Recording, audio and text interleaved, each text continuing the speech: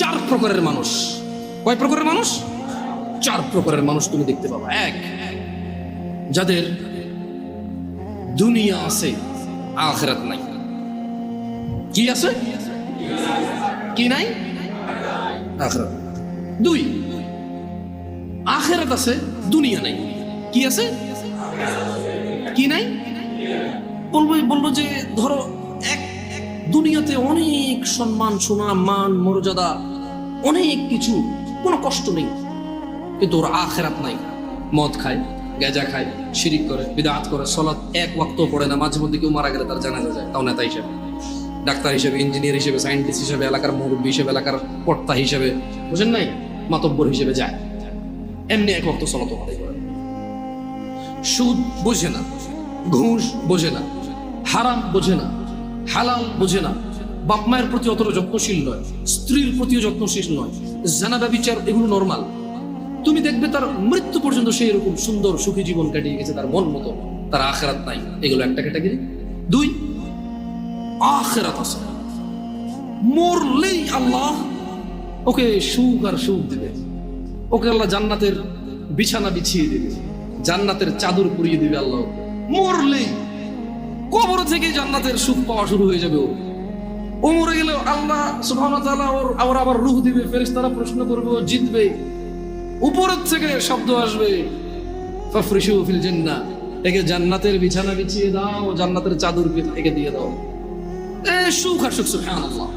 কিন্তু দুনিয়া দেখবা জীর্ণ শীর্ণ অবস্থা, কেউ ইজ্জত করে না, কোন মানুষ 5 আনার দাম দেয় না, কোন মানুষ তার পরোয়া করে না। অভাব, অনটন, অসুস্থতা, দরিদ্রতা, যেদিকে যায় শুধু শুকিয়ে যায়, শুকিয়ে যায়, শুকিয়ে যায়। কিন্তু ওর আখিরাত আছে। কি আছে? তাহলে কয়টা ক্যাটাগরি গেল? এক, দুনিয়া আছে আখিরাত। দুই, দুনিয়া নাই আখিরাত। তিন, একটা ক্যাটাগরি আছে যাদের দুনিয়াও আছে আখিরাতও আছে। সুবহানাল্লাহ। এরা দুনিয়া তো বেশ সুখের জীবন যাপন করে আল্লাহর সন্তুষ্টির সাথে। এদের যখন অসুখ হয় এরা সবুর করে, প্যানিক হয়ে যায় না, হতাশা হয় না। কোনো আসমানও যদি ভেঙে পড়ে এদের হৃদয় একটা প্রশান্তি আছে, আলহামদুলিল্লাহ, এটা ভাঙলে আমার কি আছে, এটা কি আমার না, যার আসমান সেই ভাঙছে, আমার কি। যাদের ছেলে একটা মারা গেল, একবারে যুবক, ডাক্তারি পাশ করছে, এই সরকারি চাকরি পেয়ে যেত, 2 লাখ টাকা বেতন, মরে গেছে, এবার যে আলহামদুলিল্লাহ, এটা কি আমার নাকি, আমি তো খালি মানে আমার পিঠের পিঠ পাঁজর থেকে 1 ফোঁটা পানি বের হয়ে জন্ম আল্লাহকে পৃথিবীতে পাঠাইছে। হ্যাঁ, আমার বৃদ্ধকালে হাতিয়ার হতে পারে, ও তো হয়তো বাপ হওয়ার আগে মরে গেল, আমি তো বাপ, আলহামদুলিল্লাহ, খুশি থাকে। দুনিয়া তো মানুষ ইজ্জত করে, সম্মান করে, মানে কোন রকম দুনিয়া এবং আখিরাত কি এদের আছে। কয়টা ক্যাটাগরি হলো? সবচেয়ে পরের ক্যাটাগরিটা নিয়ে আমাকে বললো, জামশেদ, তুমি যে ঘটনা আমাকে শোনালে এটার সাথে এই লাস্টের ক্যাটাগরিটা মেলে, যার দুনিয়াও নাই, দুনিয়াও নাই। এরা কারা? মুসলমান, বাপের নাম আব্দুল্লাহ, বাপের নাম আব্দুর রহমান, বাপের নাম মুহাম্মদ আহমেদ, বাপের নাম ইব্রাহিম, ইসমাঈল, ইসহাক, ইয়াকুব। এর দুনিয়াও নেই, আখিরাতও নেই। রাসূল সাল্লাল্লাহু আলাইহি ওয়াসাল্লাম বলেছে, ধনীদের 500 বছর পূর্বে দরিদ্র জান্নাতে প্রবেশ করবে। কত বছর পূর্বে? এই দরিদ্র জান্নাতে যাবে যে সালাত আদায় করে না, সিয়াম পালন করে না, ও সারা দিন কাজ করলে খেতেই পারে, জমি কিনতে পারে না, জায়গা কিনতে পারে না, ঘর করতে পারে না, বাড়ি করতে পারে না, কোথাও গিয়ে দাওয়াত খেয়ে 1000 টাকা দিতেও পারে না, কেউ ওকে তাই দাওয়াতও দেয় না। ও সারা দিন সিগারেট খায়, রোজা ভাঙে, হালকা কিছু সিগারেট, হালকা কটা ভাত খেয়ে বলে যে রিক্সা চালাই, বলে যে মাঠে কাজ করি। লা হাওলা ওয়ালা কুওয়াতা ইল্লা বিল্লাহ। ও তুমি মুসলমান শোনো, সিয়াম এটা ফরজ প্রত্যেক মুসলমান নারী এবং পুরুষের জন্য।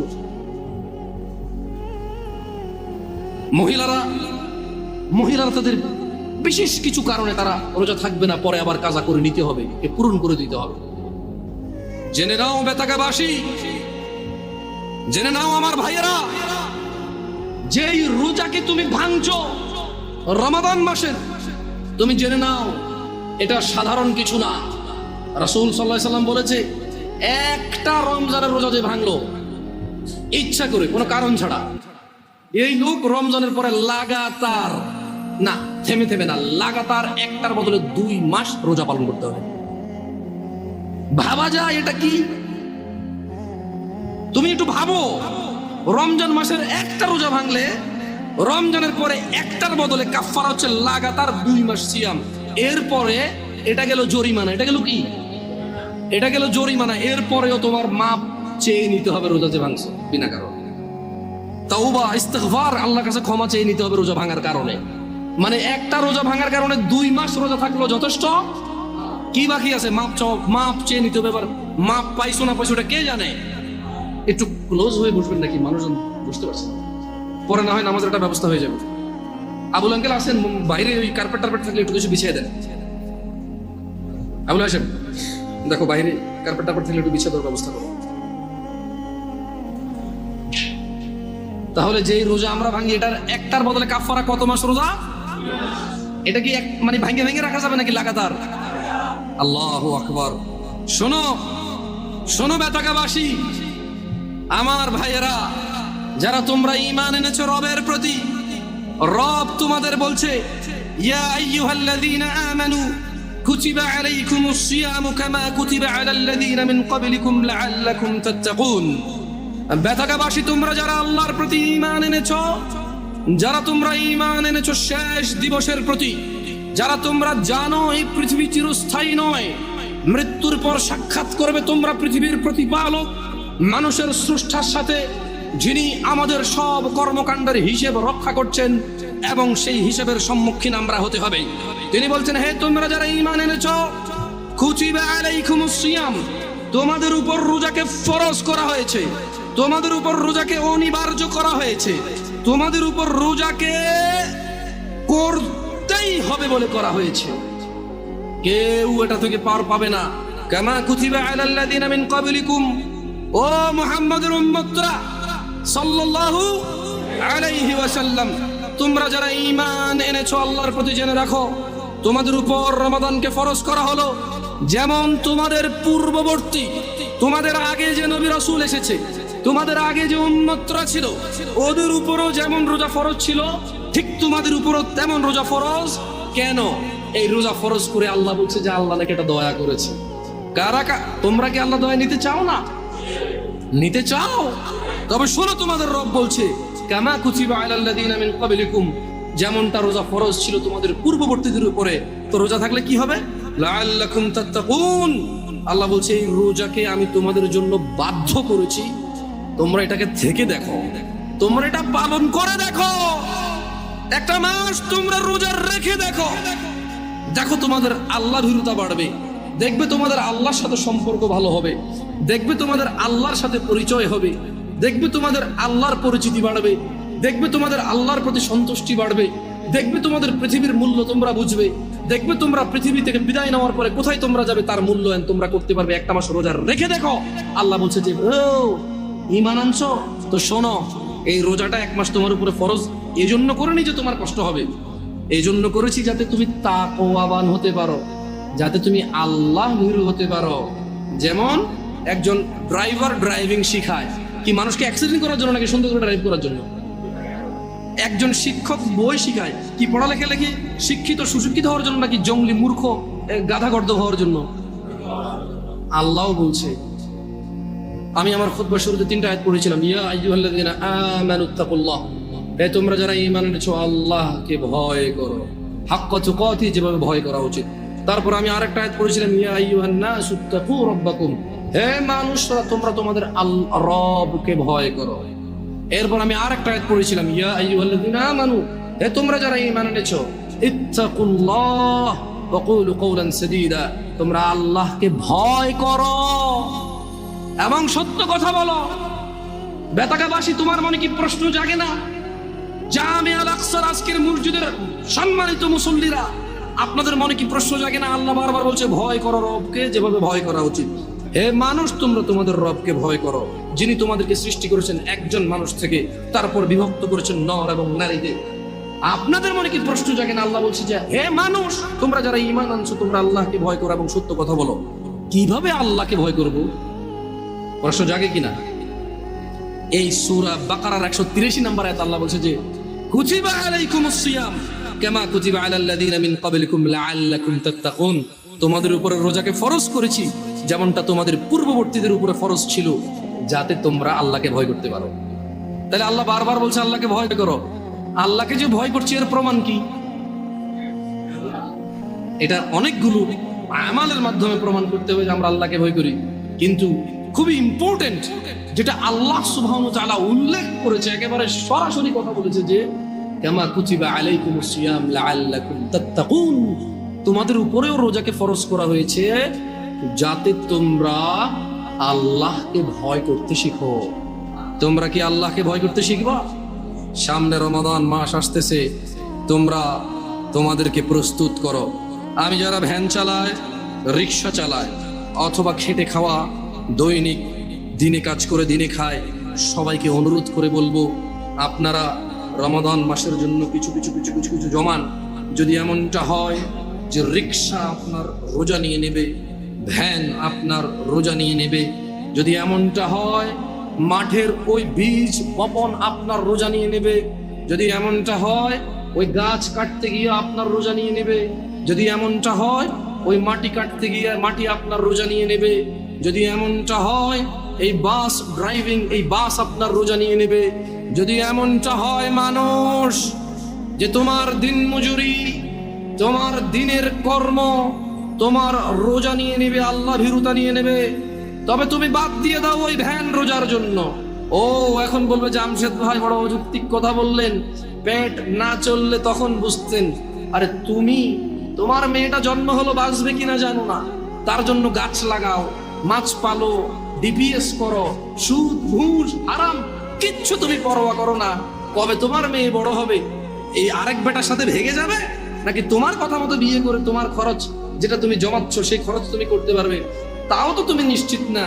তবুও তুমি মাসে মাসে 2000 করে রাখছো কেন? সিয়ামের জন্য কি তুমি প্রস্তুতি নিতে পারো না? ও ভাই, তুমি যদি দিনের বেলা রিক্সা না চালাও, দেখবে যে সব লোক রাতে সন্ধ্যায় বের হচ্ছে। ভাই, তোমার দোকান খোলাতে যদি রোজা নষ্ট হয়ে যায়, দেখবা তুমি যখন দোকান দিনে খুলবা না তখন রাতেই তোমার বিক্রি হচ্ছে। কারণ মনে রাখবা এই নাঙ্গলকোটবাসী আশপাশ থেকে বাজার করে, দিনের বেলা দোকান না পেলে রাতে হলেও করতে হবে। দোকানই এগুলো, মানুষই এগুলো। বুঝাইতে পারেনি বলে কেন ভয় পাচ্ছ রিজিক? মানুষ। عن ابن عمر رضي الله عنهما قال, ابن عمر رضي الله عنهما থেকে বর্ণিত তিনি বলেন قال رسول الله صلى الله عليه وسلم, রাসূলুল্লাহ সাল্লাল্লাহু আলাইহি ওয়াসাল্লাম বলেছেন বুনিয়াল ইসলামু আলা খামস, ইসলামের স্তম্ভ 5টি। তো কি? শাহাদাতি আল্লা ইলাহা ইল্লাল্লাহ ওয়া আন্না মুহাম্মাদার রাসূলুল্লাহ। এই ইসলাম, পুরো ইসলামটা এই 5টা খুঁটির উপরে আছে। এই 5টা খুঁটির উপরে আছে, এরকম 5টা খুঁটির উপরে। এই বুনিয়াল ইসলাম আলা খামস, এই 5টা স্তম্ভের উপরে ইসলাম। তোমার যত আমাল, তোমার যত সৎকর্ম, তোমার যত নেকির পূর্ণ কাজ, সবকিছু এই 5টা আমালের মধ্যে আছে। এই 5টা খুঁটির মধ্যে আছে তোমার সমস্ত আমাল, ভালো অথবা মন্দ। ইসলামটাই ঠিক আছে 5টা খুঁটির মধ্যে। বুনিয়াল ইসলাম আলা খামস, 5টা স্তম্ভের মধ্যে ইসলামটা আছে। ইসলামের স্তম্ভই হচ্ছে 5টা। তো 1 নম্বর স্তম্ভ কি? 5টি স্তম্ভের মধ্যে একটি স্তম্ভ হচ্ছে আল্লাহকে সাক্ষ্য দেওয়া যে তিনি ছাড়া কোনো মাবুদ, ইবাদত যোগ্য, উপাস্য যোগ্য, পরোয়া যোগ্য, ভয় যোগ্য দিতে পারে এমন কেউ তিনি ছাড়া নেই। তিনি ওয়াহাব, তিনি রহমান রহিম, ওয়াদুদ, গফুর, করিম, তিনি সত্তার, জব্বার, তিনি কাহার, তিনি বিচার দিবসের মালিক, তিনি পৃথিবীর মালিক, তিনি আসমান ও জমিনের মালিক। লা ইলাহা ইল্লাল্লাহ, কোনো ইলাহ নেই, কোনো মাবুদ নেই, কোনো হকদার নেই আল্লাহ ছাড়া ইবাদতের, এইরকম সাক্ষ্য দেওয়া এবং তার সঙ্গে সাক্ষ্য দেওয়া যে মুহাম্মদ ইবনে আব্দুল্লাহ সাল্লাল্লাহু আলাইহি ওয়াসাল্লাম, আব্দুল্লাহর পুত্র মুহাম্মদ সাল্লাল্লাহু আলাইহি ওয়াসাল্লাম, আমিনার পুত্র মুহাম্মদ সাল্লাল্লাহু আলাইহি ওয়াসাল্লাম আল্লাহর প্রেরিত বান্দা এবং রাসূল। এই সাক্ষ্য যে দিল সে ইসলামের একটা স্তম্ভকে দাঁড় করালো নিজের জন্য। ওয়া ইকামিস সালাহ, এবং সালাত প্রতিষ্ঠা করা। সালাত হচ্ছে ইসলামের আরেকটি স্তম্ভ। ওয়া ইতাইজ যাকাত, এবং যাকাত প্রদান করা, যাকাত আদায় করা। যাকাত দেওয়া ইসলামের আরেকটি স্তম্ভ। ওয়াল হজ, এবং সামর্থ্যবান হজ করবে, সামর্থ্যবান যাকাত দেবে। ওয়া সাওমি রমাদান ইয়া নাস, মানুষ ইসলামের স্তম্ভ পাঁচটি। এই পাঁচটি স্তম্ভের মধ্যে অন্যতম একটি স্তম্ভ হচ্ছে ওয়া সাওমি রমাদান, রমজান মাসে সিয়াম পালন করা। তাহলে যে রমাদান মাসে সিয়াম পালন করে না, তার ইসলাম যে পাঁচটি স্তম্ভের উপরে টিকে আছে এটা পড়ে গেল। পাঁচতলা বিল্ডিং, আরে পাঁচতলা বাদ দেন, দোতলা বিল্ডিং। আচ্ছা, এই মসজিদটা কোনো তালা আছে এখন? উপরে কি উঠছে? এটা যদি পিলার এখন যদি বুলডোজার দিয়ে ভেঙে দেওয়া হয়, এখানে এটার ভিতরে কে এসে বসবে এখন নামাজ পড়তে? পিলার কিন্তু 16-17টার উপরে আছে, জায়গা 18টা আছে মনে হয়, আরো বেশি হইতে পারে, বুঝলেন?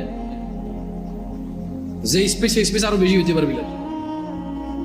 এতগুলো পিলারের মধ্যে একটা পিলার যদি মানে কেউ যদি বলে যে হ্যাঁ ভাঙ, পিলারটা ভাঙ, এটা ভাঙ, বসবেন না এখানে? আরে ভাই 20, 22টা, 17, 18 পিলারের মধ্যে একটা পিলার ভেঙে গেলে বসবেন না? ভাঙা পড়বে না? মাত্র 5টা পিলার ইসলামের। কয়টা? নামাজ একটা পিলার, যেটা অধিকাংশ মানুষের ভেঙে ফেলছে। নাই রমাদান এভাবে যে মানুষ ভাঙে, আমি ঢাকা শহর না গেলে আমি জানতাম। ওই যে তাল খাওয়া না দেখলে দেব, ওয়াল্লাহ আল্লাহর কসম, আমি সৌদি আরবে ছিলাম, মানুষ যেভাবে জনসম্মুখে মুসলমান দাঁড়িয়ে আছে মুখে, আবার তারাবিও পড়ে, চেষ্টা করে মাঝে মধ্যে তারাবি করতে, 1-2 রাকাত 4 রাকাত যা পারে পড়ে।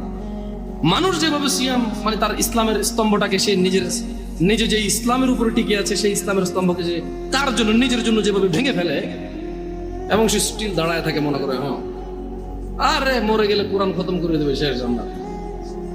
এখানে মানুষ কোরআন পড়ে না, খতম করে।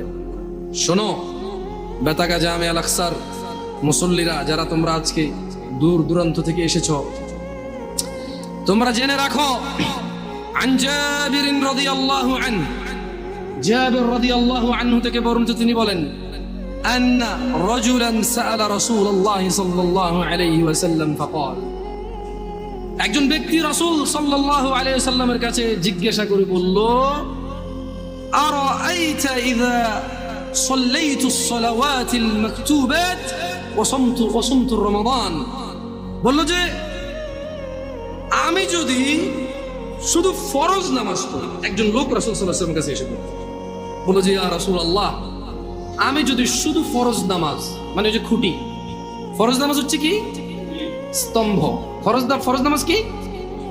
এই লোকটা বলছে যে আমি দিনে শুধু 17 রাকাত নামাজ পড়ব।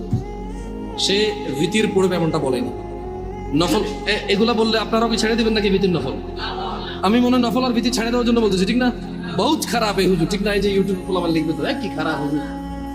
আমি ভাই হ্যালো, এটা বেনামাজিদেরকে বলতেছি, যারা নামাজ পড়ে না, তাদের নামাজটা তাদেরকে পরিচয় করে দিচ্ছি। আর ও যখন 17 রাকাত নামাজ পড়বে, ও নিজেই উইতির পড়বে, সুন্নাহ পড়বে, নফল পড়বে, আলহামদুলিল্লাহ। ওর যখন ভালোবাসা চলে আসবে নামাজের সাথে, ও নিজেই এই হুট করে পজু করে 2 রাকাত নামাজ এমনিতেই পড়বে ইনশাআল্লাহ। নামাজটাকে ভালোবাসলে ও উদ্বিগ্ন হয়ে যাবে যে জোহর শেষ হয়ে গেলে আসর কখন আসবে।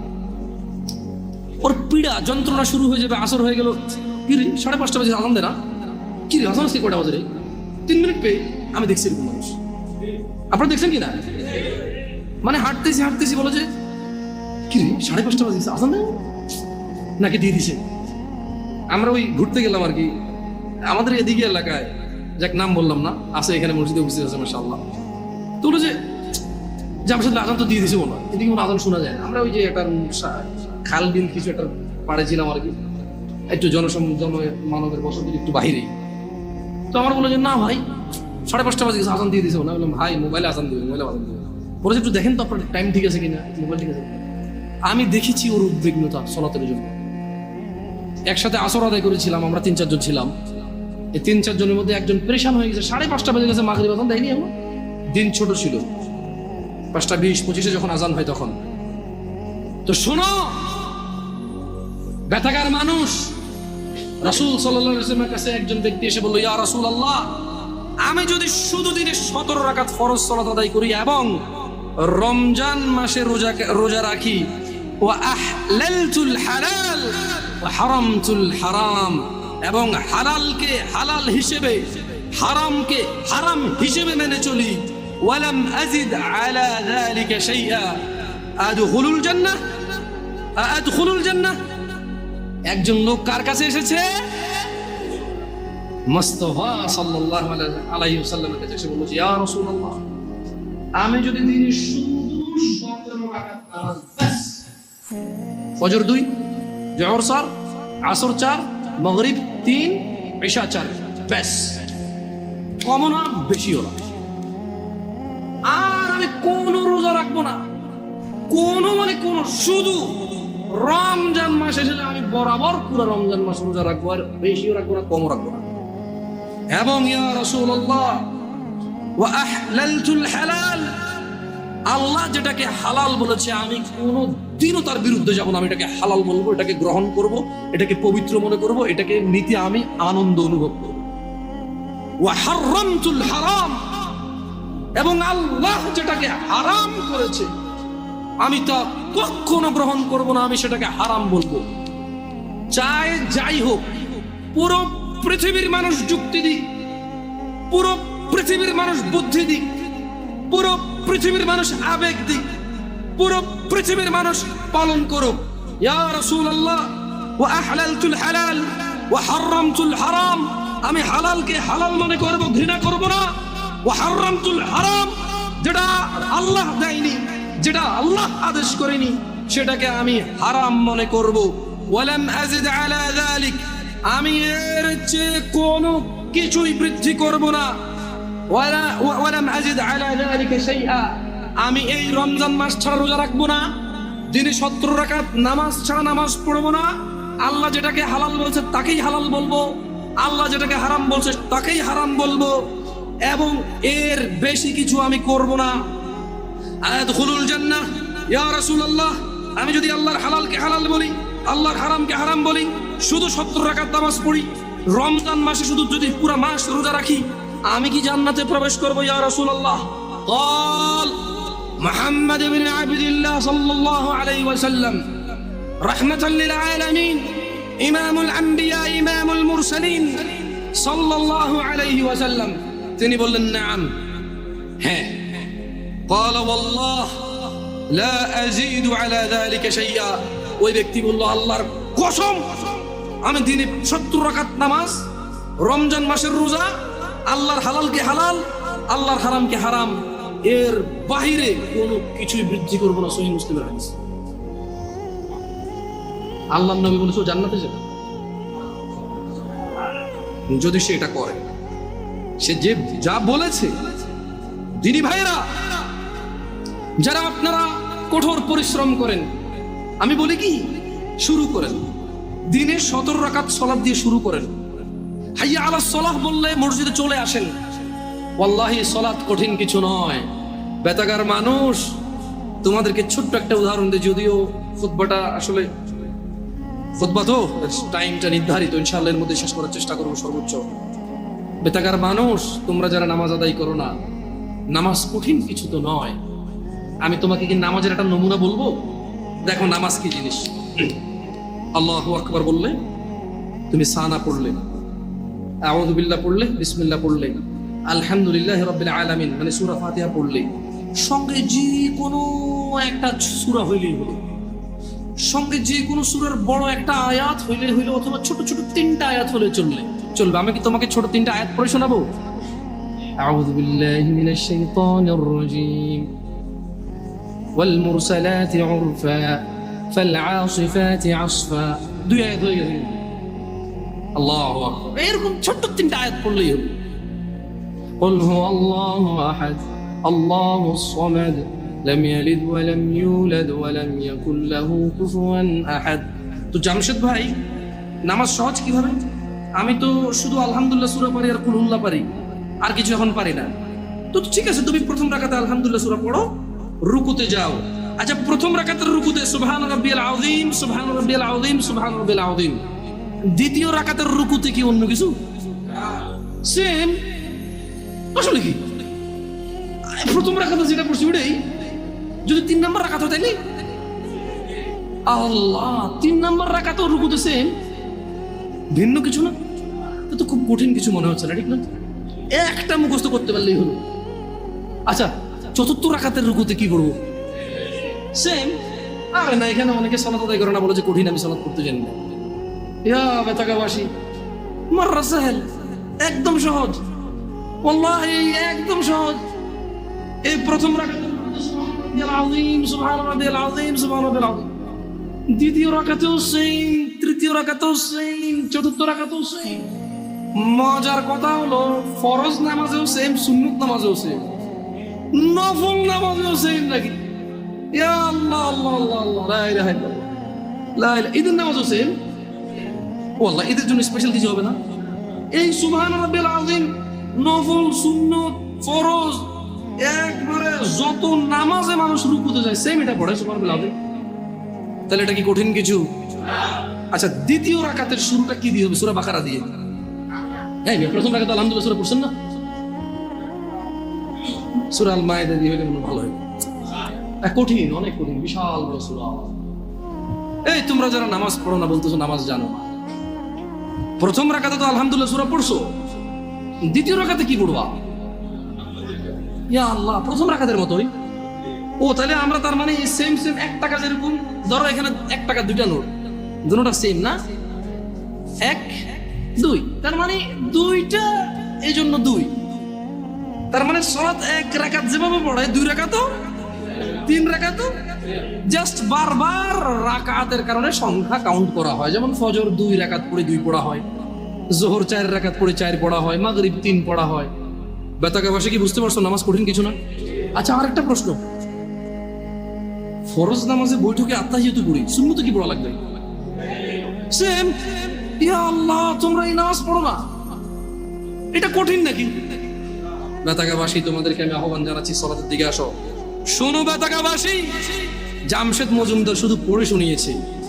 হাদিস জাবির রাদিয়াল্লাহু আনহু থেকে বর্ণিত, সহিহুল মুসলিমে উল্লেখিত হাদিস। ব্যক্তি এসে রাসূল সাল্লাল্লাহু আলাইহি সাল্লামকে বলেছে, শুধু 17 রাকাত নামাজ পড়ো, বাস। রমজান মাস আসলে রোজা রাখবার, কোন রোজা রাখবো না, দুনিয়াতে যা রোজা আছে। ইয়া রাসূলুল্লাহ, আল্লাহ যেটাকে নিষেধ করছে সেটাকে আমি নিষেধ করব, আমি এটা করব না। আল্লাহ যেটাকে হালাল করছে, পুরো পৃথিবীর মানুষ যদি অপছন্দ করে, আমি বলবো এটা সুন্দর, এটা ভালো, এটা করব, বাড়তি কিছু করব না। আমি কি জান্নাতে যাব? তিনি সাল্লাল্লাহু আলাইহি সাল্লাম বলেছেন যে নাম, তুমি জান্নাতে যাবা যদি এমনটা করো। যারা আপনারা অভাবের দোহাই দিয়ে সালাত আদায় করেন না, আপনাদেরকে বলে রাখি, ঈশান নামাজ 15 রাকাত নয়, ঈশান নামাজ মাত্র 4 রাকাত। আমি এই আমার নাঙ্গলকোটে আমার গ্রামে এসে মুরব্বিদেরকে জিজ্ঞেস করেছি, বলেছি যে ঈশান নামাজ 15 রাকাত কিভাবে? বললাম, দাদা ঈশান নামাজ কেমনে 15 রাকাত? কয় বড় সুন্নত সাইড, ফরজ সাইড কত হয়েছে? আমি বললাম 8। কত দর সুন্নত 2 রাকাত কত হয়েছে? বললাম 10। কয় নফল 2 রাকাত দর? বললাম দাদা এটা ধরতে নিলাম না। কাকা নফল কেন ঈশা ধরো নাই? নফল তো নফল নিজেই নামাজ, এটা ঈশা কেন? কয় তুই তো বেজাইলে কথা কস, তুই নফল 2 রাকাত। আমি বললাম না দাদা, নফল ঈশা নয়, ঈশা নিজে একটা নামাজ, নফল নিজে একটা নামাজ। ঈশা কেমনে 2 রাকাত হয়? নফলের কি সীমা আসেনি? এ বেতাকার মানুষ, নফলের কি সীমা আছে? এ আসর মানে মাগরিবের পরে কি ঈশার আগে কি 2 রাকাত নফল ফরজ যাইতো না? ঈশার নামাজের পরে রাত 12টা বাজে কি 2 রাকাত নফল ফরজ যাইতো না? দিনে 10টা বাজে নফল নামাজ ফরজ যাবো নি? তো এটার কি টাইম আসেনি? এটা নিষেধে না আছে যে মাকরু সময় ঘুরতে হইতো না। তাই বললাম না দাদা, আমি নফল নামাজ ধরতে হইতো না 2 রাকাত ঈশা। কত দরস? ঠিক আছে, তর্কের খাতিরে ধরে নিলাম আমি। তারপরে কত হইলো দাদা? কয় 12। বললাম ঠিক আছে, বাকি 3 কেমন আমার কোন? আমাকে বললো যে ভিতর 3 রাকাত। আমি বললাম যে ভিতর তো নিজেই একটা নামাজ, একটুকে নফল করে আনছে। যাক, নফলে যেহেতু কোনো টাইম নাই, আপনি ঈশার মধ্যে 2 রাকাত দিচ্ছেন, ঠিক আছে। মানুষ নফল পড়লে ইনশাআল্লাহ কিয়ামতে যখন সে যাবে, তার নামাজ ঘাটতে থাকলে আল্লাহ এই 2 রাকাত নফলকে তার ফরজে নিয়ে আসবে ইনশাআল্লাহ। ভিতরের নামাজ আল্লাহ নিয়ে যাবে, কিন্তু ভিতর তো নিজেই একটা নামাজ দাদা। এটা ঈশার নামাজের, যখন কোনো মানুষ ঈশা শেষ করবে তখন তাই ওর উপরে ভিতরে স্টার্ট হবে। আচ্ছা, কোনো মানুষ ঈশা পড়ে না, ভিতর পড়বে? পড়লে কি ধরে রাখবেন? ধরেন লোকটা আজকে রাত 12টা বাজে এখন একটা বক্তব্য শুনলো, এক আয়াত পড়লো, পড়ার পরে সে চিন্তা করলো যে না, তার তওবা করা দরকার, সে এখন ঈশা পড়ে পড়তে পারবে না? পারবে তো। কিন্তু আমি বলতে চাই বেতাকার জনসাধারণকে, ও বেতাকার জনসাধারণ, তোমরা যেই নামাজটাকে তোমরা আদায় করো না, তা তোমাদের ইসলামকে টিকিয়ে রাখার খুঁটি। সিয়াম ভঙ্গ করলে তো বছরে একবার আসে, একটা খুঁটি ভেঙে ফেললে দিনে 5 বার তোমার খুঁটিটাকে তুমি ভাঙো, দিনে 5 বার তুমি তোমার খুঁটিটাকে ভাঙো। তোমার ঘরের একটা পিলার না থাকলে তুমি ঘরে থাকবা না, অথচ তোমার প্রতিদিন তোমার যে স্তম্ভের উপরে তোমার ইসলাম টিকে আছে সেই স্তম্ভটাকে তুমি ভাঙো, একটু ভয় পাও না? তোমার জাহান্নামে যাওয়ার ভয় আসা উচিত। জেনে রাখো, তুমি দিনে 17 রাকাত নামাজ এবং রমজানের রোজা দিয়ে শুরু করো। রোজা রাখলে আল্লাহ তোমার তাকওয়া বৃদ্ধি করবে। সিয়াম পালন করো, তুমি রমজান মাসের রোজা ভাঙিও না। জেনে রাখো, তুমি যদি একটা রোজা ভাঙো, একটা রোজার কাফারা লাগাতার 2 মাস রোজা, লাগাতার, মধ্যখানে বিরতি দেওয়া যাবে না। লাগাতার 2 মাস রোজা থাকলে একটার বদলে কাফারা হবে। এরপরে যথেষ্ট নয় এই কাফারা, এই 2 মাস লাগাতার রোজা থাকার পরে আল্লাহর কাছে মাপ চাইতে হবে তুমি বিনা কারণে কেন রোজাটা ভাঙলে। এরপরে কিয়ামত পর্যন্ত, বিচারের মাঠ পর্যন্ত অপেক্ষা করা লাগবে এটা জানার জন্য যে তুমি যে তওবা করেছো এই তওবা আল্লাহ কবুল করেছে কিনা। কত ভয়ানক একটা ব্যাপার না? রোজা রাখবা ইনশাআল্লাহ, রোজা রাখবা ইনশাআল্লাহ। বেতাগার মানুষ, খুশি হয়ে যাও, সন্তুষ্ট হয়ে যাও রবের প্রতি, তারা যারা তোমরা রমাদান মাস পাচ্ছ। আল্লাহ আমাদের সবাইকে রমাদান পর্যন্ত পৌঁছে দিন। ইয়া আল্লাহ, রমাদান পর্যন্ত না নিয়ে আপনি মৃত্যু দিয়েন না। জানবে তুমি রমাদান কি, জানবে। আন আবি হুরায়রা রাদিয়াল্লাহু আনহু, আবু হুরায়রা রাদিয়াল্লাহু আনহু থেকে বর্ণিত, তিনি বলেন, আন্না রাসূলুল্লাহ সাল্লাল্লাহু আলাইহি ওয়াসাল্লাম قال, রাসূল সাল্লাল্লাহু আলাইহি সাল্লাম বলেছেন, ইযা জাআ রমাদান ফুতিহাত। ও মানুষ শুনে নাও, আবু হুরায়রা বলছে, মুহাম্মদ সাল্লাল্লাহু আলাইহি ওয়াসাল্লাম বলেছে, ইযা জাআ রমাদান, যখন রমাদান মাস আসে, আল্লাহ আল্লাহ আল্লাহ আল্লাহ আল্লাহ, ফুতিহাত আবওয়াবুল জান্নাহ, আবওয়াবুল জান্নাহ, জান্নাতের দরজা খুলে দেওয়া হয়। ওয়া গুলিকাত আবওয়াবুন নার, জাহান্নামের দরজাকে বন্ধ করে দেওয়া হয়। আলহামদুলিল্লাহ, ইয়া আল্লাহ, কি মাস এটা! ইয়া আল্লাহ, কি মাস! সুবহানাল্লাহ, সুবহানাল্লাহ। জান্নাতের দরজা খুলে দেওয়া হয়, জাহান্নামের দরজা বন্ধ করে দেওয়া হয়। ওয়া সুফিদাতিশ শায়াতিন, এবং দুষ্ট জিনদেরকে বন্দী করে ফেলা হয়। রোজা যে ভাঙছো, শয়তানের তো দোষ দিতে পারবে না। রমজান মাসে যারা নামাজ পড়ে না তারা তো ইবলিসের দোষ দিতে পারবে না। যদিও কিয়ামতে ইবলিসের দোষ দিয়ে পার পাওয়া যাবে না রমজান মাস ছাড়াও, কিন্তু বড় আফসোস যারা রমজানের সিয়াম পালন করে না, 5 ওয়াক্ত সালাত আদায় করে না, জেনা করে, ধূমপান, মদ পান করে, গাঁজা পান করে, যারা রমাদানে জুলুম করে স্ত্রীদের প্রতি, যারা ছেলে সন্তানের প্রতি জুলুম করে, যারা গালাগালি মারামারি করো, তোমরা রমাদানে ইবলিসের তো দোষ দিতে পারবে না। তাহলে মেনে নাও, মিনাল জিন্নাতি ওয়ান নাস, শয়তান 2 রকম, একটা মানুষ শয়তান, একটা জিন শয়তান। এই রমাদান আসলে বোঝা যায় কোনটা মানুষ শয়তান। ইবলিস শয়তান তো দেখা যায় না, মানুষগুলো দেখা যায়। আল্লাহ মাফ করুন, আল্লাহ আমি তিরস্কার করে বলছি না, দেখা যায়। আল্লাহ ক্ষমা করে হিদায়াত দান করুন আমাদেরকে। শুনে নাও, শুনে নাও বেতাকাবাসী। আন আবি হুরায়রা রাদিয়াল্লাহু আনহু ইয়াকুল, আবু হুরায়রা রাদিয়াল্লাহু আনহু থেকে বর্ণিত, তিনি বলেন, قال রাসূলুল্লাহ সাল্লাল্লাহু আলাইহি ওয়াসাল্লাম قال, রাসূল সাল্লাল্লাহু আলাইহি ওয়াসাল্লাম বলেছেন, কুল্লু আমালি ইবনে আদম লাহু ইল্লা সিয়াম, যত আমল আছে বনি আদমের সব কিছু তার নিজের জন্য, ইল্লা সিয়াম, সিয়াম ব্যতীত, ফাইন্নাহু লি, কেননা সিয়াম আল্লাহর জন্য, ওয়া আনা আজজি বিহি, আল্লাহ বলছে আমি নিজে সিয়ামের প্রতিদান দান করব।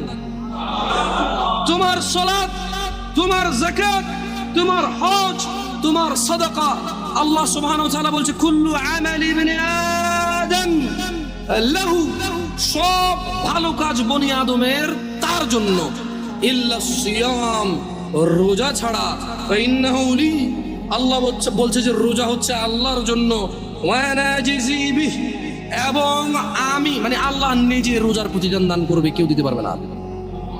তোমরা কেউ মিস করিও না এটাকে। ওয়াসিয়ামুল জুন্নাহ, মনে রাখবে রোজা হচ্ছে ঢাল স্বরূপ। ওয়া ইযা কানা ইয়াউমু সাওমি আহাদিকুম ফালা ইয়ারফুস ওয়ালা ইয়াসখাব, সিয়াম পালনের দিন তোমাদের কেউ যেন অশ্লীলতায় লিপ্ত না হয় এবং ঝগড়া বিবাদ না করে। ফাইন সাবাহ আহাদুন আও আও আও আও কাতালা ফালইয়াকুল ইন্নী আমরুন সিয়াম, ইন্নী আমরু সিয়াম। যদি কেউ তাকে গালি দেয়, তোমাদের মধ্যে যদি কাউকে কেউ গালি দেয় অথবা ঝগড়া করে, সে যেন বলে আমি ঝগড়াও করবো না, গালিও দিব না, আমি সিয়াম। কারণ সিয়াম কার জন্য? সব আমল কার জন্য? সব আমল কার জন্য? নিজের জন্য। সিয়াম কার জন্য? সিয়ামের প্রতিদান কে দিবে? আল্লাহ তাআলা দিবে। শোনো দিনী ভাইরা, বলার অনেক কিছু ছিল, আল্লাহ যদি চায় ইনশাআল্লাহ বলবো আস্তে ধীরে ধীরে। আশা হবে দেখা হবে, বেঁচে থাকলে, তোমরা বেঁচে থাকলে ইনশাআল্লাহ দেখা হবে। এই জামিয়া আল আকসা বেতাগাবাসীকে উদ্ধত আহ্বান জানিয়ে বলছি, জামিয়া আল আকসার সঙ্গ দিবেন। জামিয়া আল আকসা আপনাকে ধন সম্পদ টাকা পয়সা না দিতে পারলেও ইনশাআল্লাহ সহিহ কোরআন ও সুন্নাহর জ্ঞান দিবে। জামিয়া আল আকসা ইনশাআল্লাহ আপনাকে সঠিক দিক নির্দেশনা দিবে। মানলে আপনি কল্যাণকামী হবেন, না মানলে নিজের ক্ষতি নিজে করবেন। জেনে রাখবেন জামিয়া আল আকসায় 2015 সালে স্টার্ট করেছি এখানে জামিয়া আল আকসা। আলহামদুলিল্লাহ, আল্লাহ বরকত দিক এবং আল্লাহ অটল এবং আল্লাহ নিরাপত্তা দান করুন এই মসজিদ এবং মসজিদের মুসল্লিদেরকে এবং এই এলাকাবাসীকে, আমাদের সবাইকে আল্লাহ নিরাপত্তা দান করুন। জেনে রাখো বেতাগাবাসী, এই জামিয়া আল আকসা 2015 সাল পর্যন্ত তোমাদের মধ্যে কেউ এখন এরকম বলতে পারবে না যে এমন কোন আমাল তোমাকে করতে বলেছে যা হাদিসের বিরুদ্ধে এবং কোরআনের বিরুদ্ধে। এই জামিয়া আল আকসায় এখন পর্যন্ত এমন কোন খতিব 2015 সাল আমি আসার পর থেকে আসেনি যে তোমাকে এমন কোন কাজ থেকে নিষেধ করেছে অথচ তা আল্লাহ অনুমোদন দিয়েছে, রাসূল অনুমোদন দিয়েছে। এমন কোন কাজে এখন পর্যন্ত এখানে কোনো খতিব এসে তোমাকে নিষেধ করেনি। বেতাগাবাসী, তোমরা এই মসজিদের সঙ্গে থাকলে হয়তো হালুয়া রুটি পাবা না, খিচুড়ি বিরিয়ানি পাবা না, মিষ্টি জিলাপি পাবা না, তবে ইনশাআল্লাহ একটা একনিষ্ঠ দিন পাবা যা কোরআনের উপরে ভিত্তি করে, যা হাদিসের উপরে ভিত্তি করে। তোমরা এই মসজিদকে আঁকড়ে ধরো। তোমরা অবশ্যই জামিয়া আল আকসার শুক্রবারের জুমার খুতবাটা মিস করিও না। জেনে রাখবে জামিয়া আল আকসা কোনো কিসসা কাহিনী বলে না। জামিয়া আল আকসা এই বেতাগা নাঙ্গলকোট পৌরসভা 1 নম্বরের এই মসজিদ 2015 সালের পর থেকে এখন পর্যন্ত মানুষকে কিসসা কাহিনী বলে খুতবা শোনায়নি। চেষ্টা করেছে যত খতিব এসেছে এখানে কোরআনের আয়াত বলে, হাদিস পড়ে তার বঙ্গ অনুবাদ সমসাময়িক বাস্তবিক 2-1টা উদাহরণ দিয়ে ব্যাখ্যা করে তোমাদেরকে বলার চেষ্টা করেছে। হ্যাঁ, এই জামিয়া আল আকসার খুতবা অধিকাংশ সময় তোমাদের ইচ্ছার বিরুদ্ধে গেছে, অধিকাংশ সময় তোমাদের মতের বিরুদ্ধে গেছে। জামিয়া আল আকসার খুতবা অধিকাংশ সময় তোমাদের জ্ঞান যা তোমরা জানতে তার বিরুদ্ধে গেছে। কিন্তু জেনে রাখো, একবারও এটা তুমি বলতে পারবে না যে অমুক সূরার অমুক আয়াতের বিরুদ্ধে গেছে, অমুক হাদিস গ্রন্থের অমুক হাদিসের বিরুদ্ধে গেছে। তোমরা জামিয়া আল আকসাকে ভালোবাসো আল্লাহর জন্য, আল্লাহ তোমাদেরকে ভালোবাসুন। জেনে রাখো রাসূল সাল্লাল্লাহু আলাইহি ওয়াসাল্লাম বলেছে, কুল ইন কুনতুম তুহিব্বুনাল্লাহ, এদেরকে বলে দিন এরা যদি আল্লাহকে ভালোবাসে, ফাত্তাবিউনি, তাহলে যাতে মুহাম্মদ সাল্লাল্লাহু আলাইহি ওয়াসাল্লামকে এরা যাতে ভালোবাসে, ইউহিব্বুকুমুল্লাহ, যারা মুহাম্মদ সাল্লাল্লাহু আলাইহি ওয়াসাল্লামের অনুসরণ করবে আল্লাহ তাদেরকে নিজেই ভালোবাসবে। বেতাগাবাসী, তোমরা সন্তুষ্ট হও, আল্লাহর প্রশংসা করো যে তোমাদের মাঝে এমন একটা মসজিদ হয়েছে যে মসজিদে কোনো কিসসা কাহিনী হয় না, কোরআন এবং হাদিসের আলোচনা হয়। হ্যাঁ, আমি আবারও বলছি, তুমি সন্তুষ্ট হও। তোমার বিরুদ্ধে যায়, তোমার জ্ঞানের বিরুদ্ধে যায়, কিন্তু রবের পক্ষে আসে, রাসূলের পক্ষে আসে, তুমি সন্তুষ্ট হও। তোমার সন্তুষ্টির কারণ হওয়া উচিত। ওয়া আখির দাওয়ানা আলহামদুলিল্লাহি রাব্বিল আলামিন। আকুলু কওলি হাযা ওয়াস্তাগফিরু লি ওয়া লিসাইরিল মুমিনিনা ওয়াল মুমিনাত ফাস্তাগফিরুহু ইন্নাহু হুয়াল গফুরুর রহিম। সবাই ইস্তিগফার করুন।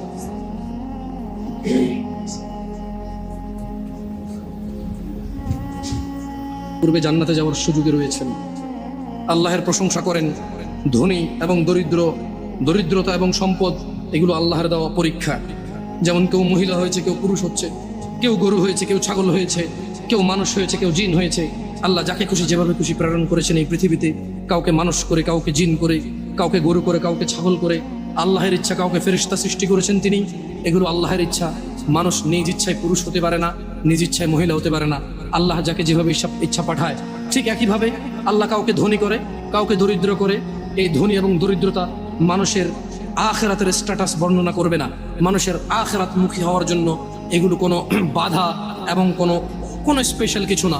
আপনি আপনার অবস্থান নিয়ে সন্তুষ্ট থাকেন। যারা আপনারা দরিদ্রতায় আছেন, কষ্ট করে খেতে হয়, আপনারা আল্লাহর সন্তুষ্টিতে থাকেন। রাসূল সাল্লাল্লাহু আলাইহি ওয়াসাল্লাম আপনাদেরকে ধনীদের 500 বছর পূর্বে জান্নাতে যাওয়ার কথা বলেছেন। এটা আপনাদের জন্য যথেষ্ট হওয়া উচিত। আপনারা আপনাদের দুনিয়া এবং আখিরাত হারায়েন না।